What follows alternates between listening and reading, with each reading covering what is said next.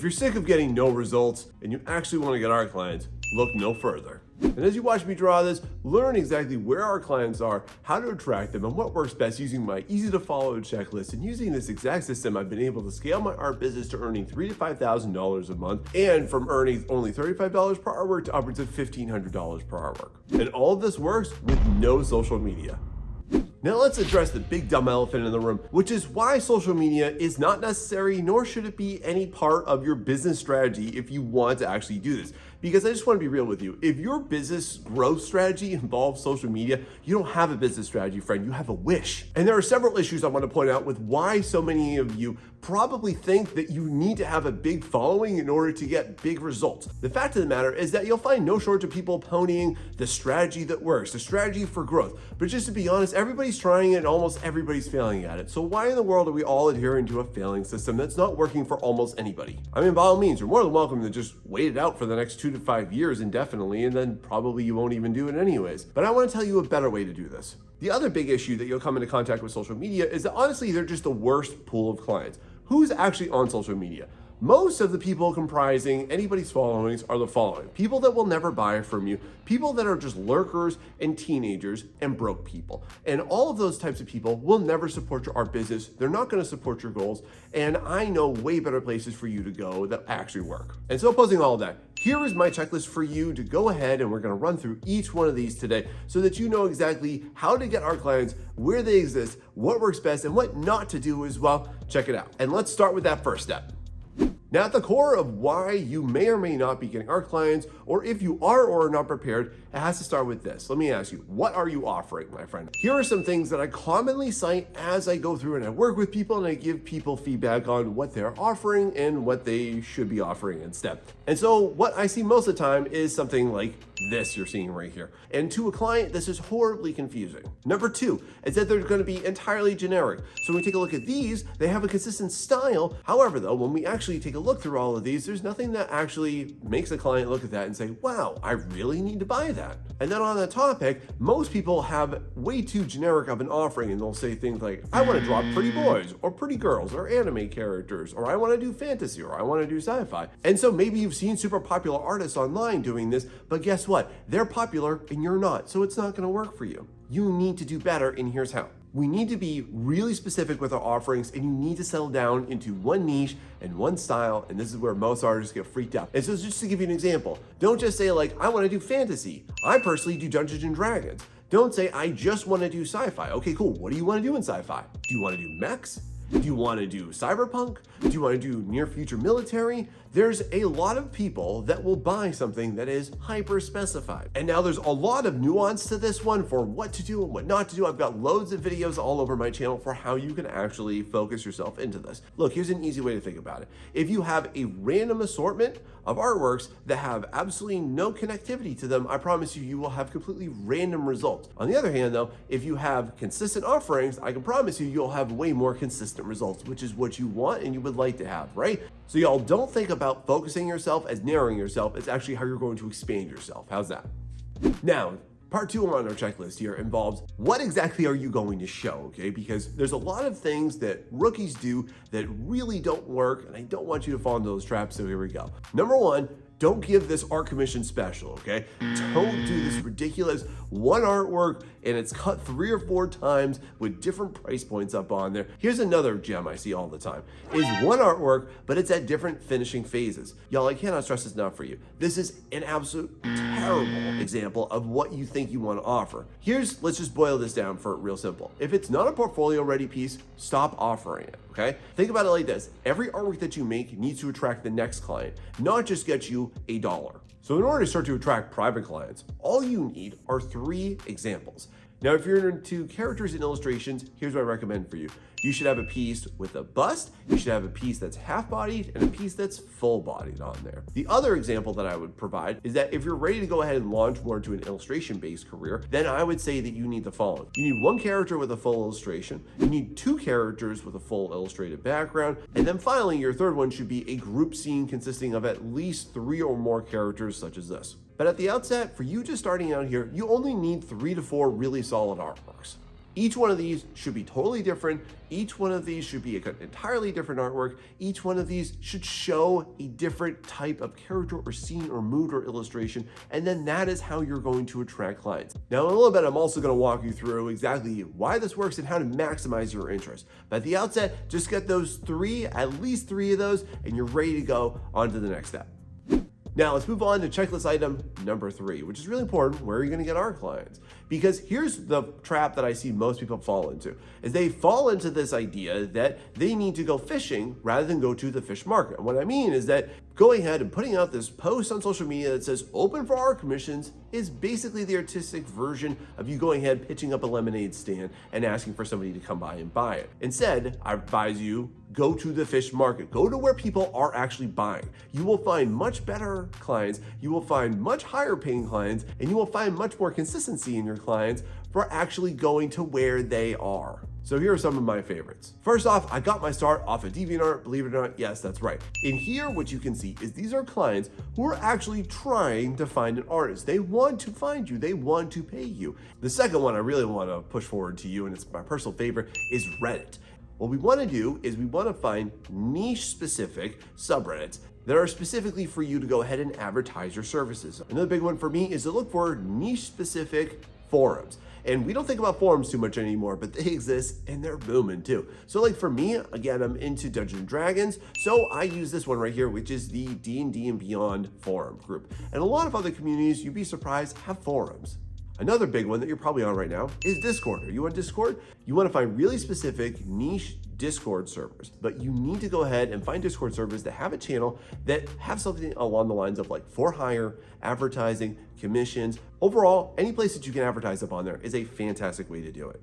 Also, did you forget about Facebook? Facebook, I have a love-hate relationship with as far as this goes, but go ahead and look on Facebook groups. Again, niche-specific Facebook groups and very specifically for advertising ones. Now, if you're feeling overwhelmed, like, oh my God, that's so many platforms, don't worry about it. I'm gonna advise you today on how to do this really simplistically, really easily, and it'll take you no more than an hour a week. How's that? And I've also got really thorough videos all over my channel for how to maximize your effectiveness on these platforms and how to get the best results.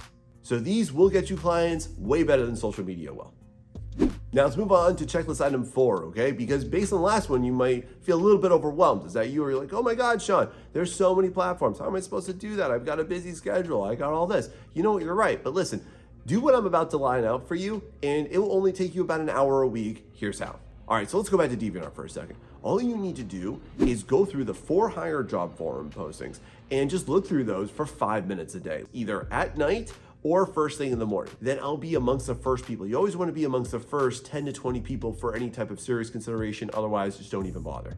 Going back to Reddit, y'all, just post once a week. That's it. That's all you need to do, once a week. Now, when is the best time to post? Here's my strategy. I only post on Fridays or Saturdays. And why do I do that? Because most people are either totally disengaged at work on a Friday, and they're on their phone, they're on the computer, and of course they're on Reddit. And on Saturday, people have the day off from work, so they're generally all over those platforms. And so those tend to be the best times. And now when you're on this too, here's my advice for you. You should join up at least 10 to 20 subreddits. Next, when you're gonna go ahead and post on forums, and here's my biggest strategy for how I maximize my time on this one. I just have a Google Doc, and you can see it right here. And so that I don't have to go ahead and individually tailor every single little message that I make, okay? I start with a template, and then I just copy and paste it into there. You post this once a week. Just post this on a Friday or Saturday. If you already have a thread going in a forum, about every 1 to 2 weeks, just bump it. If you're on Discord, guess what? Once a week. Again, use the template that we just had in the last example too, because I have one for Discord as well. On Facebook, guess what? Post once a week for that too. Use a template. You want to give a very brief introduction. You want to think about advertising yourself, which by the way is the same way for forums, for Reddits, and for Discord servers too. And also, just like DeviantArt, take just 5 minutes a day, 4 or 5 times a week to just see anything new or anything that might be applicable to you. By using these active strategies instead of these ineffective passive strategies, you'll actually get art clients. Because this is not work for me, it's work for thousands of other artists just like you. Now, the next thing you need to do if you really want to grow your art business or start it, or you want to go ahead and get support throughout it, is go ahead and hit that like and subscribe, because I'm here for you every single week. And hey, if this is helping you, please help share with somebody that you know so it can help them too, and we can spread the love around. And now, here's your next thing to do. Now, checklist item 5 is a really big one, which is the contact method. And y'all, I'm gonna go ahead, I'm probably gonna blow your mind, and you're probably gonna have some resistance to a lot of this, so here we go. When you're gonna deal with private art clients, recognize who you're dealing with and how to best reach them. So here are some things that you absolutely cannot do anymore, so trash this advice.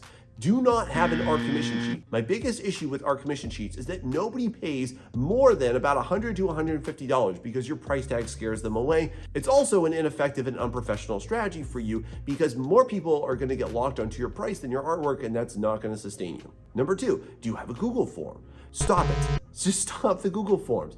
Nobody wants to talk to a robot. They're gonna think that you're some type of an AI scammer.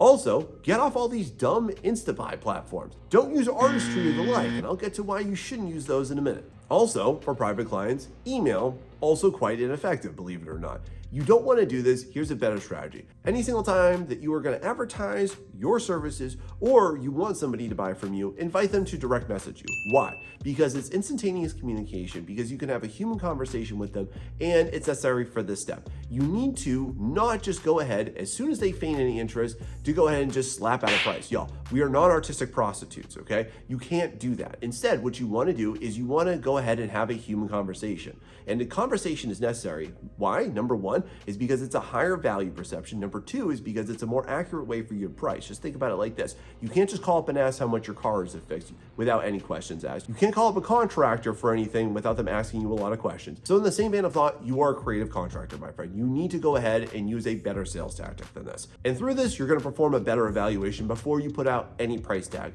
Number 1, you want to figure out whether it's specific. Number 2, you want to figure out what are the difficulties of the artwork. Number 3, you want to figure out how developed is that. Do they have references? Have they had previous projects done? Is this part of a sequence of a project? These are necessary things that you have to ask. Now, your immediate retort to this is probably something along the lines of like, well, Sean, that will take time. What if they don't buy? That's the thing. They're not supposed to buy every single time. So get that perfectionist mindset out of your head and just accept the fact that some people won't buy from you.